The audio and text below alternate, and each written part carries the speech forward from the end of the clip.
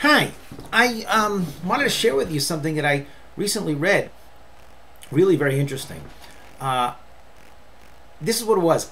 A couple of days ago, in a email that I get, it's called Positive Psychology Daily News, or something like that. I'm not exactly sure, but it's really interesting. I actually like it because uh, it tells you all about interesting new things in positive psychology. And this was something which sort of didn't quite make as much sense, um, but it was really sort of like interesting. What did it say? It said that swearing helps ease pain. Well, okay, I don't know if I need some hotshot psychologist to tell me that when I stub my toe and I start screaming, there must be something good to it. Because you know what? Almost everybody does it. But you know what? The other side is that we don't seem to like swearing. Everybody seems to think it's negative. And here in this particular article, what they do is they say we actually found empirically, scientific study, that it's helpful. It can ease the pain. And what they did was some sort of strange experiment. They took some volunteers and they had them rate pain, and then with swearing, without swearing, they took a thumb screw and put 4 pounds of pressure on people's thumbs, and then they were able to rate the pain and how much more pressure they could take, how much less pressure they can take, up to 6 pounds.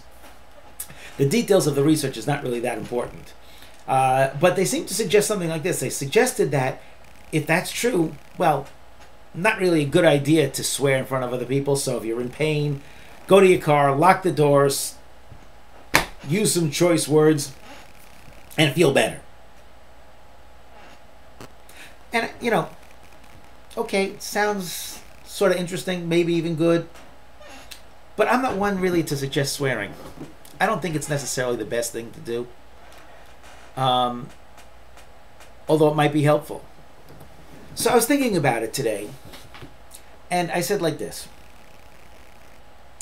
We know other things help pain also. Narcotics. Narcotics are really good for pain. Well, at least for short-term pain. What do narcotics do? Well, narcotics and other things that are inherently negative, they work, but you build up a tolerance, and then you need more and more and more of that. So swearing might be the same thing. And I personally, because as a therapist, I've known a lot of people who are addicted to swearing. And you probably know that also. As a student, one of my fellow students was in a course, an addictions course, and she was asked by her professor, everybody in the class, was to give up one addiction for 24 hours. And to see how difficult it was. And what she decided to give up for 24 hours, or two actually, she said coffee and swearing. She was able to do the coffee one, but swearing, she couldn't do it. So I tend to think that people can get addicted to it. And if that's true, then it's not really a great idea. So then what would be good? Why? So why do it?